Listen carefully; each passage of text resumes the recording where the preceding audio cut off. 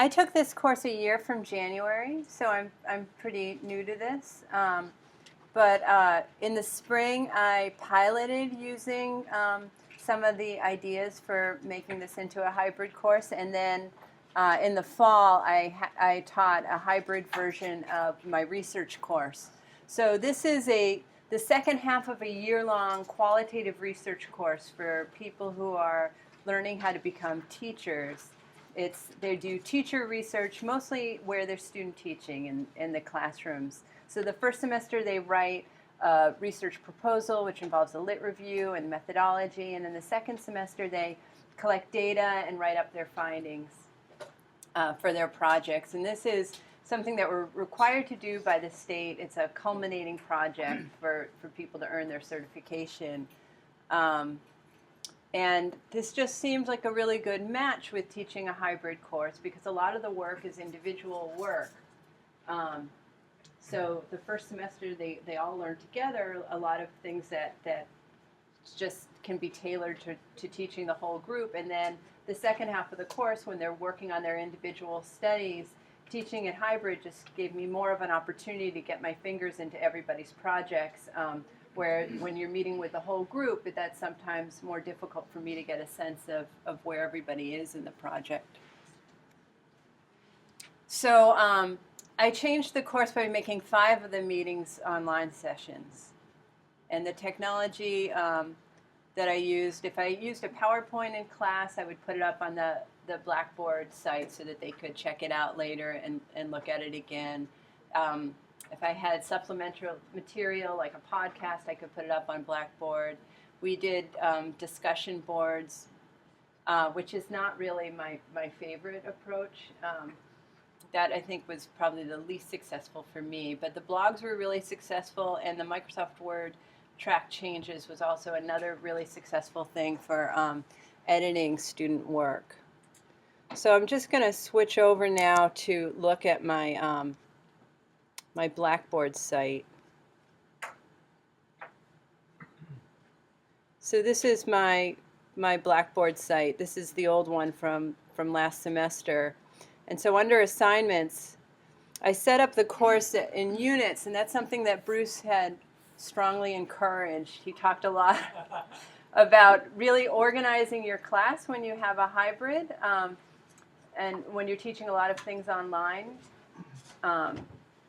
Because it just makes things much more simple for students. They know where to find things. So I separated the course out into units, and that was actually just helpful for me. I've taught this course for about 10 years and had never separated it out in this way, but it seemed to really make sense.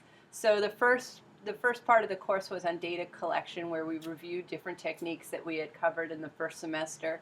The second unit was on data analysis, and the third unit was on findings. So there are less items here, but for each unit I began by letting them know what the objectives were for the unit. And then here you can see I had gone over in class interviewing, so I put the PowerPoint up there.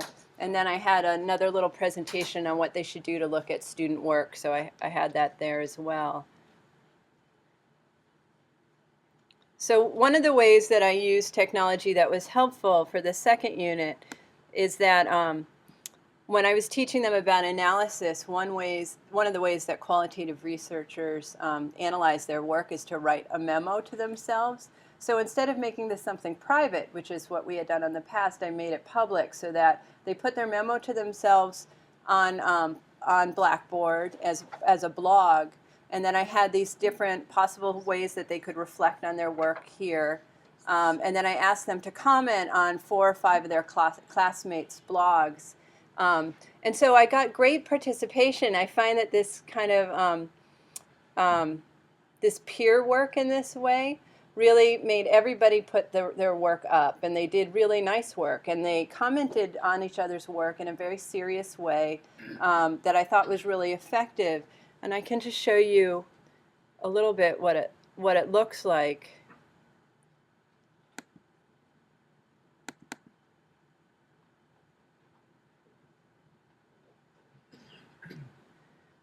So if we go down, so here's one. So the student just talked about where he or she was right now in the data collection process. Um, and then, you know, a bunch of other people commented and gave ideas. I'm just opening that up. Wait. Oh yeah, so then over here are all the comments that that their classmates wrote about their questions, and sometimes they even had conversations back and forth between them in the comments. And so that was useful too. I felt like they learned things that they then incorporated in um, their own work from reading each other's blogs on their works in progress. Um,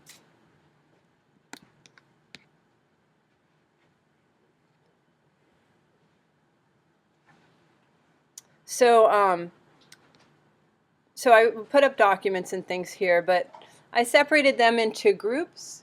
And so they put they when they started to write up their findings, they put one finding up as a blog, and then they commented on each other's findings, which was also pretty effective because some people had a very clear idea of what a finding is, and then other people were, you know, not completely engaged in the class at that point, and so what they put up didn't look like what the other people's finding looked like, and so they were able to assess for themselves, like, oh, I had this wrong. I thought that a finding was this, and they could change it or whatever. But that kind of sharing was actually really helpful in getting things done. And here I only required that they write about the people's findings in their group. So at that point, I separated them into groups around the different themes that their studies were about, and they could respond to their group's finding in a more detailed way. Um, and then the other thing that I did was I taught them how to use track changes in class, which I was surprised that they didn't know how to do. So in the past, I used to do peer editing in the classroom, and I have always really hated that. I find that it's noisy and it's hard for a lot of students to focus on reading each other's papers, and it's a lot to read because these are quite long papers by the time they're finished with their drafts of their findings. So this was something that just seemed much better suited for work at home where it's quiet, and using track changes was a much easier way for me to read the students' comments on each other's work because it was typed, it wasn't scribbled quickly on the side of a paper.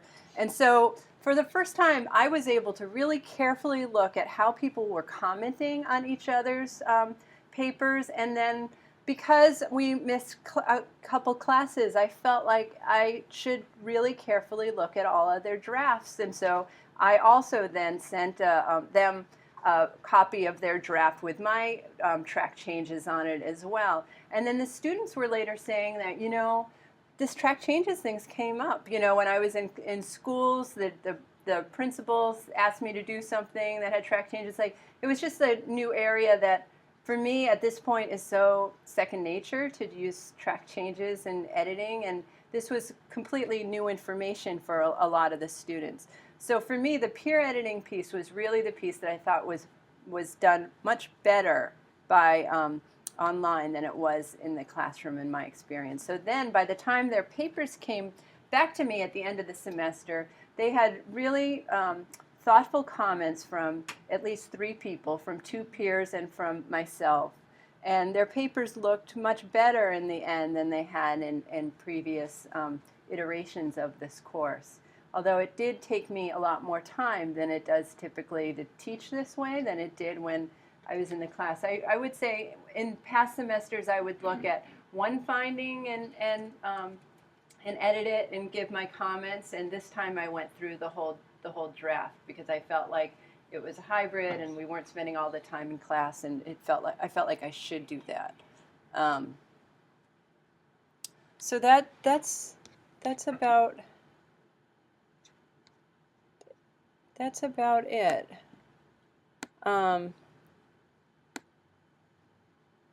Yeah, and then I was able to put some kind of fun things up here. This was something we were talking about, you know, ethical issues around research, and and I found this podcast that was really relevant to our work, so I could put it up there for people to look at. And I just feel like now also when I teach this the next time, I have all this material here. I can shift it over to my next Blackboard site, and that will be just the beginning. So that is really exciting to me too. So that's it. Megan, did you do any surveys to see how they felt about this type of work? Yeah, you did a survey. I got the results. Yeah, they were it was very positive. They were worried, I think, of what would happen if this becomes. I think one of the comments was, I'm not sure that every course is a good fit for this type of teaching, but they were very positive about this course being taught this way. Yeah, but they also said, like, not every instructor is like Megan. So they gave I think, well, she was just being modest. The comments are very positive. Yeah, I mean, just a suggestion, sharing those survey results with your next group, so they see that there was very positive feedback from the previous group, and they'll get into it right away with maybe a better psychological feeling. Yeah, that's a good idea. Yeah. Yeah. Is there a grading component? Like, do you offer some grades, more grades for people who are actually taking part in the blog or stuff? Oh, they're all taking part in the blog. That wasn't optional; it was required. So they're all taking part. I mean, some of them are taking part with more vigor than others, and they would see that in their class participation grade. But that was made clear that this is required. It's part of the participation. Yep. Mm-hmm. And actually, these things were graded. That actually reminds me. So a lot of these things were connected to the grade book. So they would do their blog, and I would grade it. And if they did it if they were engaged in it, there was not really a right or wrong to giving an update on their progress report. But if they if I could tell they were really thinking and trying, then they received a high grade. But that went right to their grade book. Yeah. How do you see the blog as being different from the discussion board? Because in fact, the link goes exactly to the discussion board for any blog. So how? I think it's how I used it. So I have a discussion board up here where I gave them an article to read, and then I asked them to put up a couple of threads and respond to other people's threads.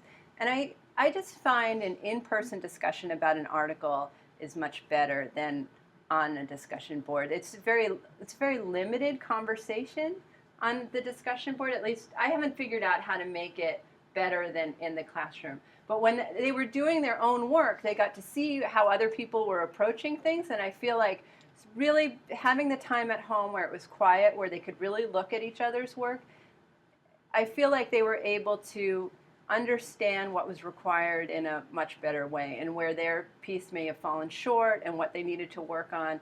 And in that way, it was really effective. My discussion boards, I do it, but I would love to see someone who does it, and it's fabulous, and the conversation is great.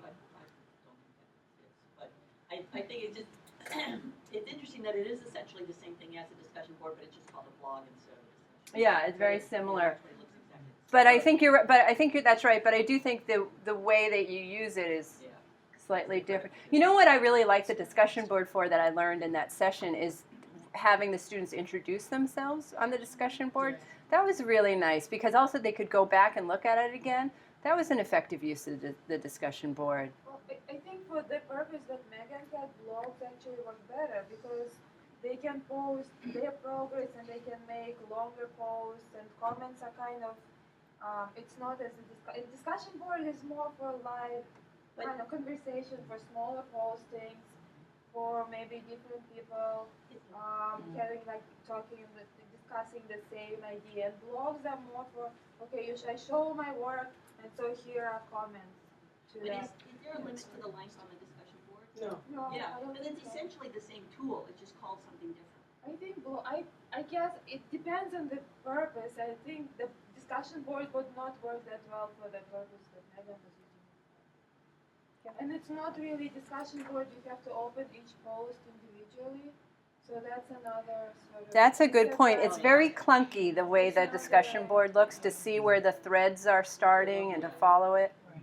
And the blog was simple. You know, you have the students' work and then the comments underneath, and you open it, and that just the format's better, I think. That's kind of the point of it, is that you have one item highlighted and everything else is kind of commentary around it, rather than just when anybody pops in and it's running in a linear way, it's a little harder to track it. Yeah, There's no limitation for number of characters per post, right? I don't think so. We didn't run into it. That- Yeah, Yeah, it is more like a conversation though, rather than commentary around one highlighted piece, right, which I think organizes the whole thinking differently. right. Yeah, That's a very good point. yeah. Yeah.